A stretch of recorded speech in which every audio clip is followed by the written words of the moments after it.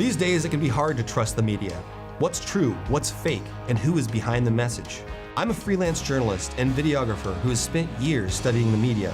Now I'm taking a look at what local, regional, and national news stories mean to us here in North Central Washington. I'm Dominick Bonny, and this is Common Sense. Welcome back to another episode of Common Sense. I'm Dominick Bonny, and today I'd like to jump right back into this series on addiction, recovery, and housing, and follow up with Joseph Hunter, who I introduced in episode 7. If you watched that episode, you will remember that he has gone from homeless, addict, and felon living on the streets of Moses Lake to a recovery coach, sponsor, and productive member of society. Since our first interview, a lot has changed for Joey. So let's hear about that in his own words. Tell me what has developed in your life since our last video shoot. Right on.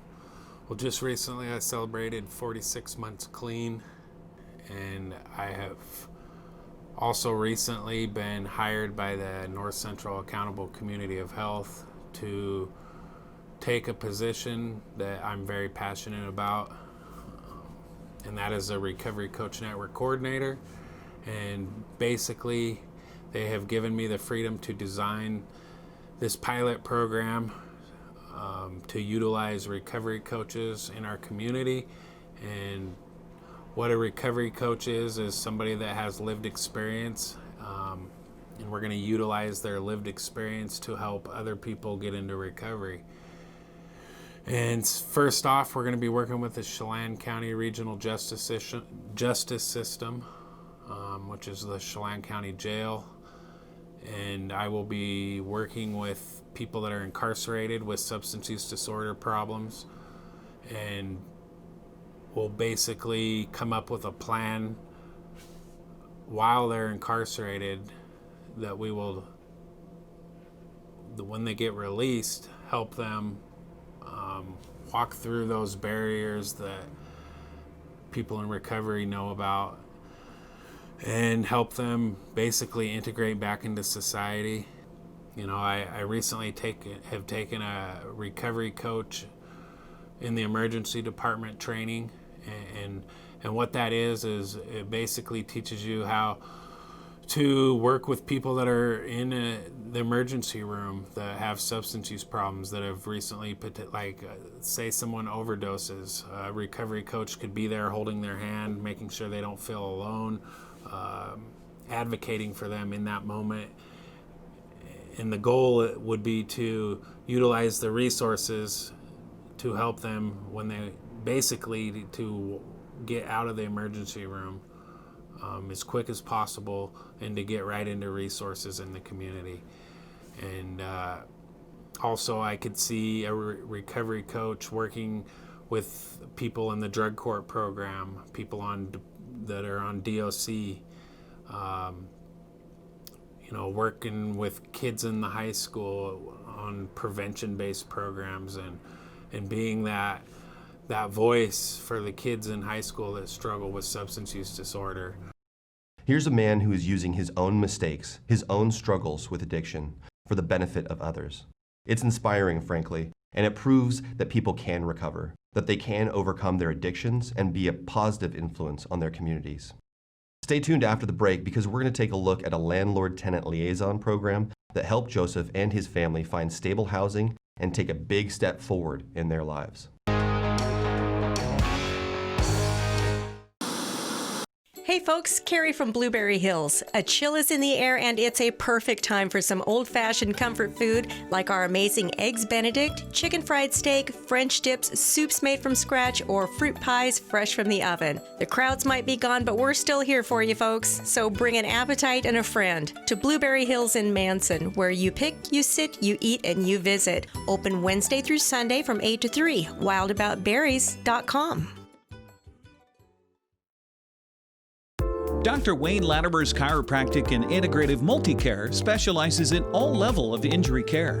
If you've been injured in an auto accident, on the job, have a sports injury, or a simple fall, call today for a free consultation. They offer a combined multi-care approach with medical, chiropractic, physical therapy, massage, and acupuncture. For relief from long-standing injuries to basic solutions for the weekend warrior, Latimer's Chiropractic Integrative Multicare is one stop, one location. Welcome back. My next guest is a man named Billy Bilderback, and he's the Landlord-Tenant Liaison Program Director for the Women's Resource Center in Wenatchee. It's the same program that Joseph Hunter and his family use to get access to stable housing. He's going to give us an overview of the program, tell us how it's funded, how it protects landlords, and gives folks on the edge a path back.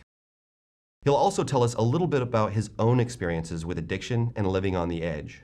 I'm the program director for the Landlord-Tenant Liaison Program at the Women's Resource Center. We developed this program. We got funding for it from the city, from Commerce that came down through the city of Wenatchee back in July of 2017. We spent about 9 months building this program, and we launched and started housing families in May of 2018. The program was designed to try to protect landlords, to offer them some reassurance and to protect their investments in order to allow them to open up some of their rental units to our higher barrier families.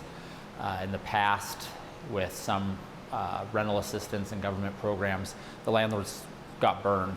If things went sideways, there was nothing for the landlord to fall back on, and a lot of times they'd end up eating the cost, which, if you're not a big operation, it can really hurt you financially. And so we developed this program. We modeled it after a King County program and also a little bit of the Cowlitz County program. And we designed it to offer some case management to these tenants that are going in there. We have a risk mitigation fund that we have one locally. Started at about $40,000, and the first 2 years we didn't use any of it, just because we have eyes on the property all the time. We're in there as often as we need to be, just to make sure that maintenance requests are being taken care of, being addressed, the place is being kept up. And so we didn't use any of that money in the first 2 years, and so they've actually lowered it down to about $10,000. But now there's also a state mitigation fund through the Department of Commerce that protects a landlord up to $5,000 above the deposit for a family in a unit. And so if some landlords don't want to utilize that or jump through the hoops, I will help them navigate it. It's a real simple process. It's really easy to access that. But if it's something minimal, we'll just take care of it at the local level just to keep the landlords happy.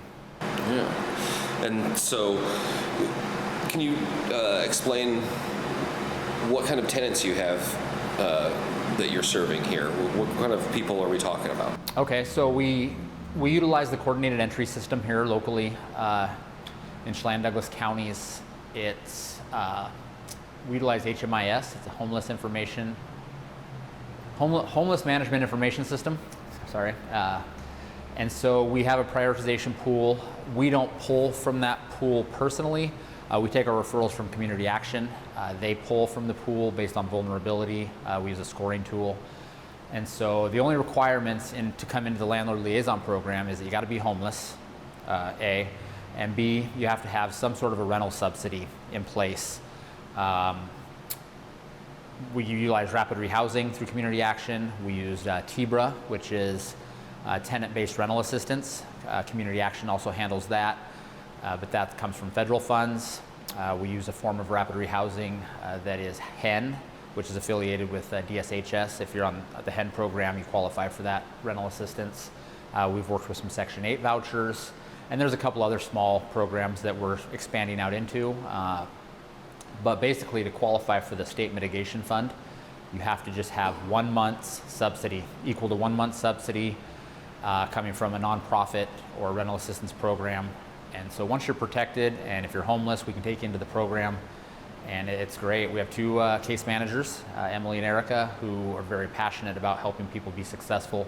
We have a very high success rate. We've housed probably right around 50 families in the 2.5 years we've been going. The landlords, how many landlords do you have in the program? So we just added 2 more landlords. I think it puts us up to right around, 19 partnered landlords.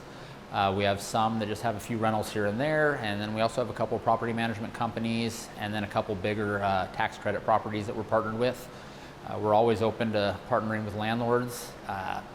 In the beginning it was kind of tough. It was we were trying to sell the program, and now that we've kind of established ourselves and proven ourselves, we really sell ourselves, and it's our follow through. If a landlord calls with a problem, we address it right away, whether it's a noise complaint or garbage being left out. Like we get on top of it, and it really takes a lot of the stress and the burden off the landlords. And we have landlords now that call us when units come ready. They call and ask if we have anybody rather than us having to call them. And so, yeah, it's been great. We have some great partnerships with some great landlords. So they almost prefer to go through you rather than just open the property up for, I guess, quote unquote, average renter to come along. They know that going through you, they're going to be looked after. Right, yeah, they're going to be very well protected. And I mean, you can take your chance with anybody, and they may look good on paper, but you don't know what somebody's really like until you rent to them or until you live with them. People are different behind closed doors.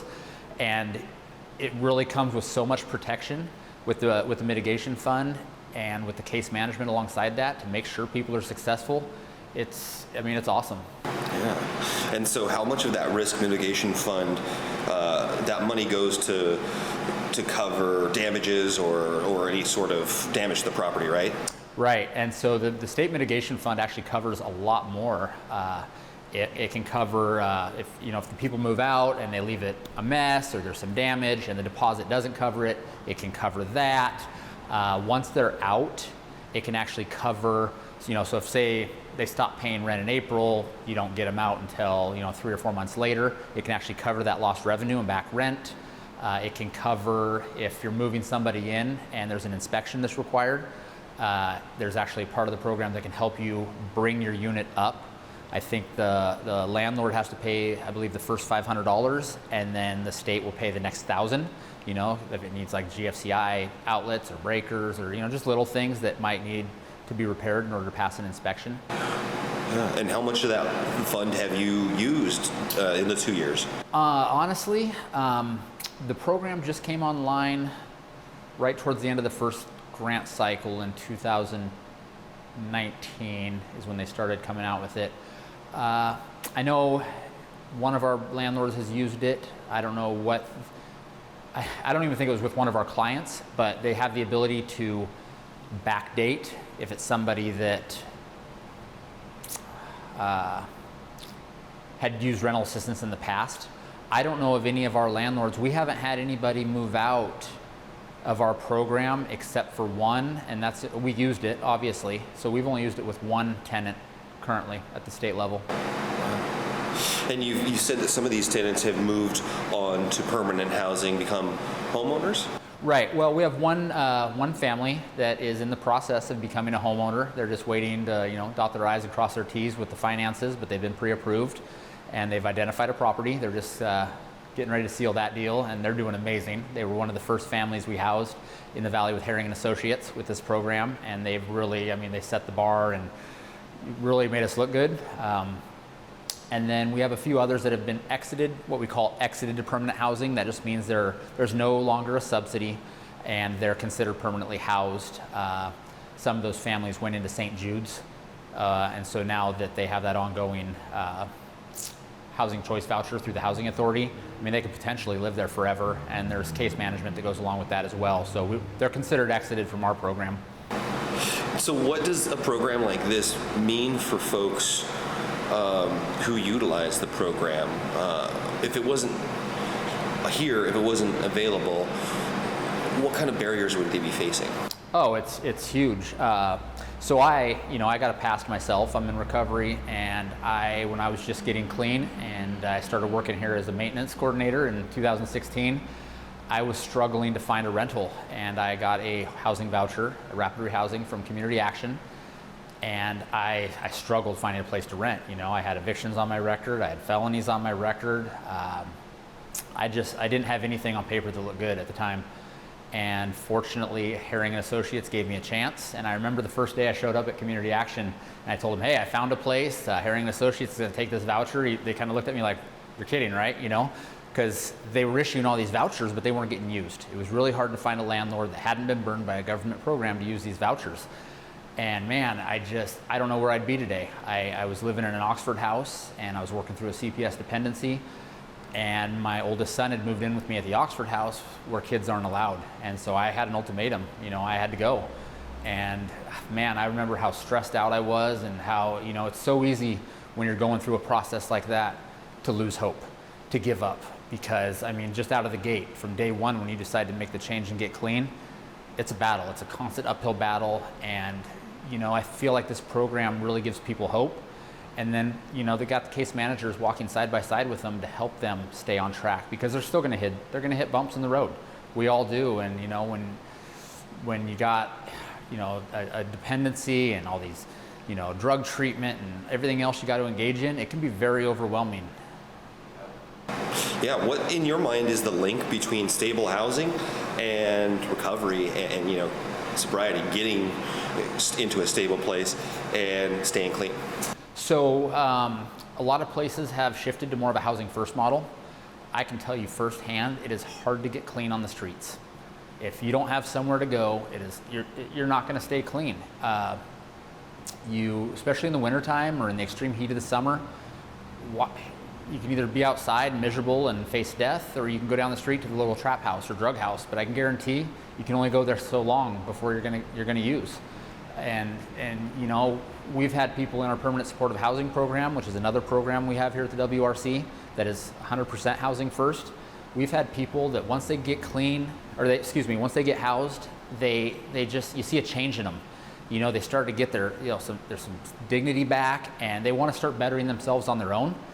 And they start taking the steps, and they've actually reached out to our case manager, Stephanie. It's not unheard of to, hey, I want to do better. How can I change my life? And it's just an awesome thing to see. Yeah, it is. Yeah, well, I'd love to speak with some of these tenants and landlords as Sure. well and really tell the story. Is there anything else that you think the public should know about this program that we didn't talk about here today? I think that there's a stigma around homelessness, and people are sometimes really quick to judge. But the reality of it is there's people that are struggling, and there's people that come from all different walks of life, and anybody is one tragedy away from being the guy down on the street panhandling for change. We've had a family that she was a stay-at-home mom with kids, and the husband passed away. If you have no support, no family to fall back on, you're barely, you're lower middle class, just barely scraping by, a tragedy like that, you're homeless on the streets. And so I think a lot of people, they think that homelessness is just all drugs and addiction. And yeah, there are people that struggle with substance abuse, but that's not all it is.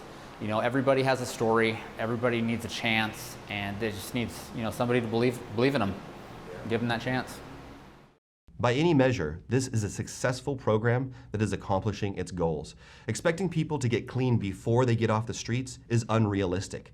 We need to change the way that we look at issues like homelessness and addiction, and considering housing first models like this is a good place to start. But it doesn't end there. After the break, we're going to check back in with Joseph Hunter and see how this program helped he and his family take a big step forward and realize the American dream for which we all strive.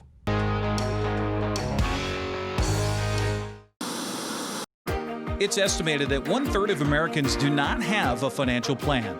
At D.A. Davidson, their advisors are working to change that because they understand the importance of planning for the future. At D.A. Davidson, they believe in partnering together to build a strategy tailored to your needs. They spend the time and have the knowledge to help keep your financial future on track. Let D.A. Davidson Financial Advisors of Wenatchee put the strength of advice to work for you. Arctic Refrigeration and Heating, serving North Central Washington, is proud to offer the finest heating and cooling air quality products along with prompt and professional customer service since 1984. Regardless of the temperature outside, Arctic is here for you. Arctic offers a variety of services: residential and commercial heating, air conditioning, commercial refrigeration, as well as planned fall and spring maintenance for the overall well-being of your system. Call Arctic Refrigeration and Heating for your heating and cooling needs.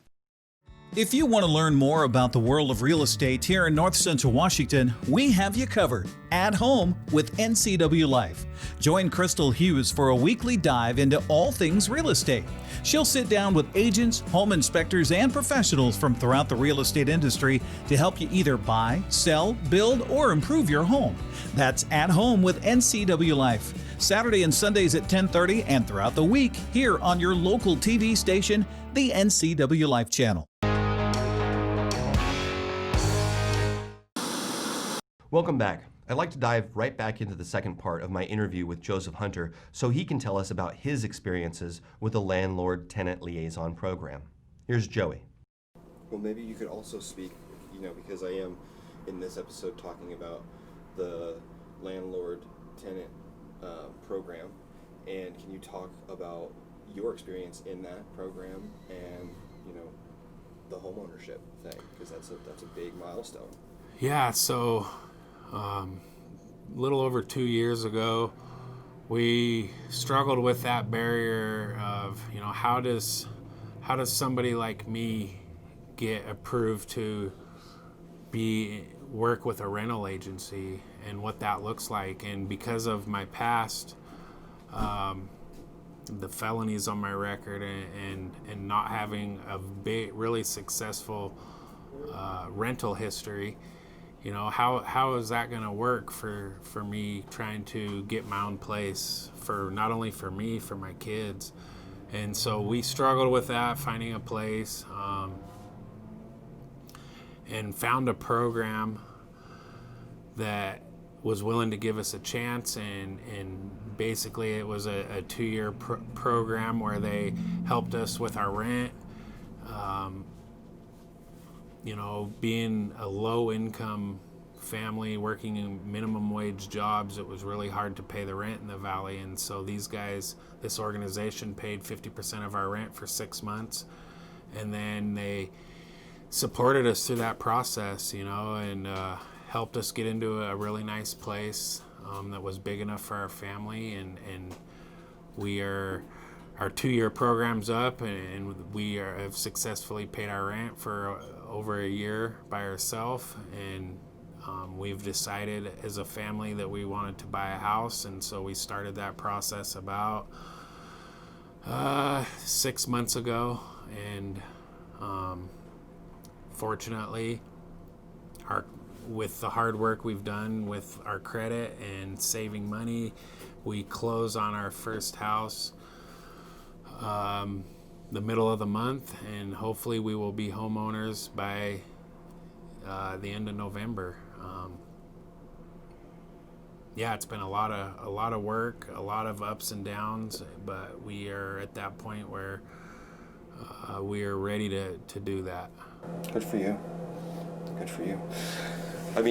10 years ago, even 5 years ago, but 10 years ago, if somebody told you that you would be clean in a career, a career path of your choice that you're passionate about, and becoming a homeowner, would you have believed that?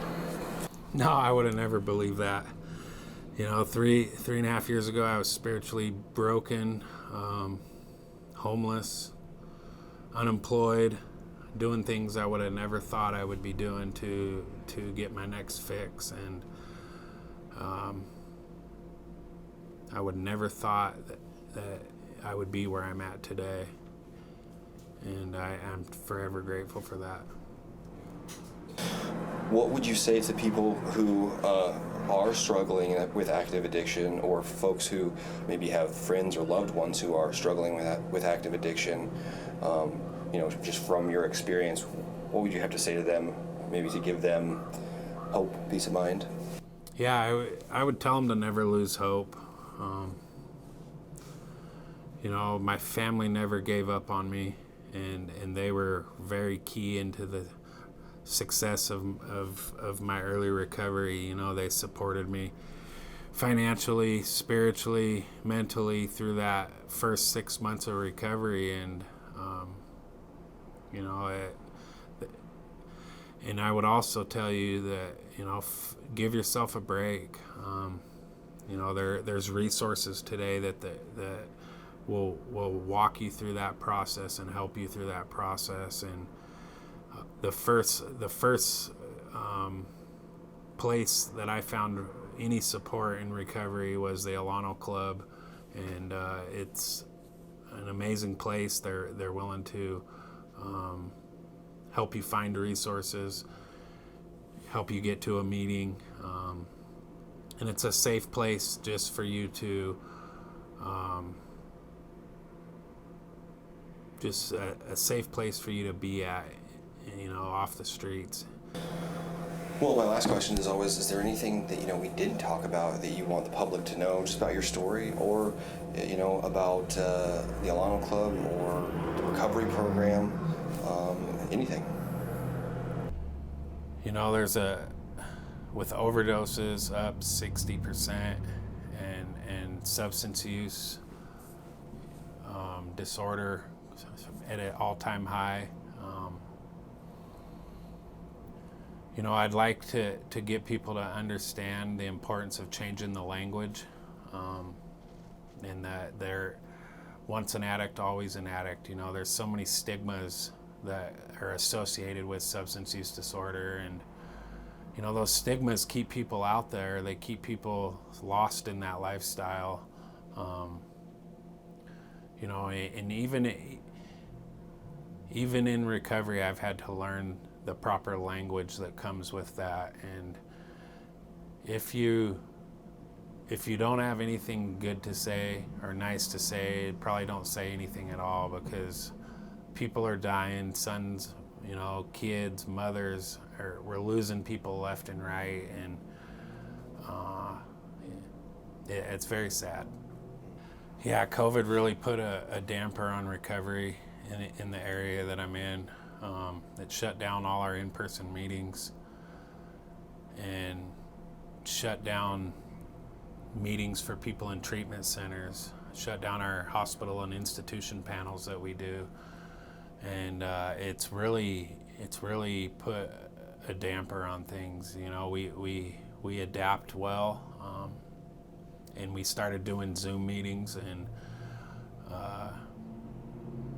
I'm grateful that the Alano Club was deemed essential, because it has allowed us to host all our meetings here at the club, to be able to,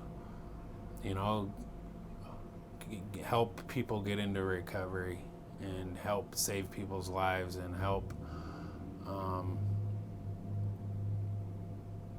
people that are struggling.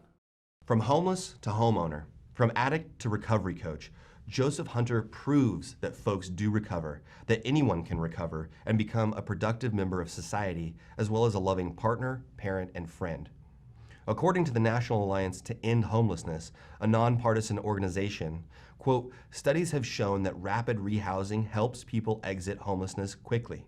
A variety of studies have shown that between 75% and 91% of households remain housed a year after being rapidly rehoused, end quote. Not only that, but a housing-first approach saves taxpayers money.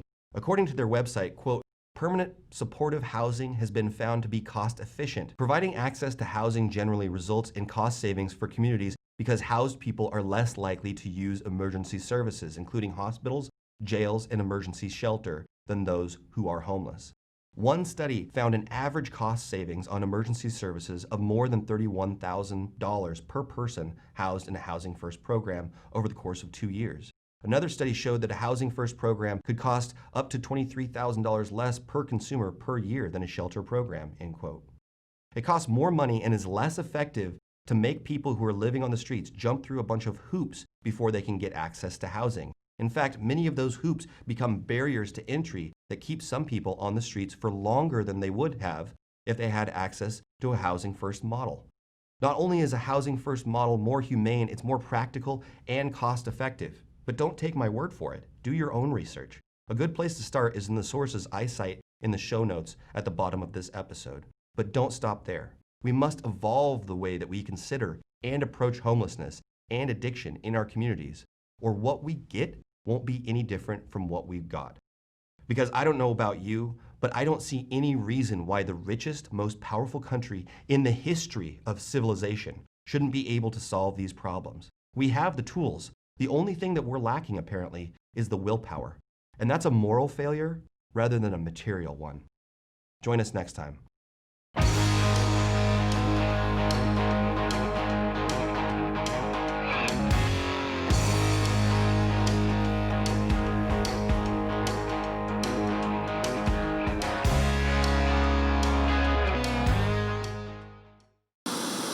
For all the latest news in North Central Washington, go to NCWLIFE.com or find us on Facebook. Got a news tip? Email us at news@NCWLIFE.com or call 888-2020. I'm Sean Smith, and you're watching the NCW Life channel.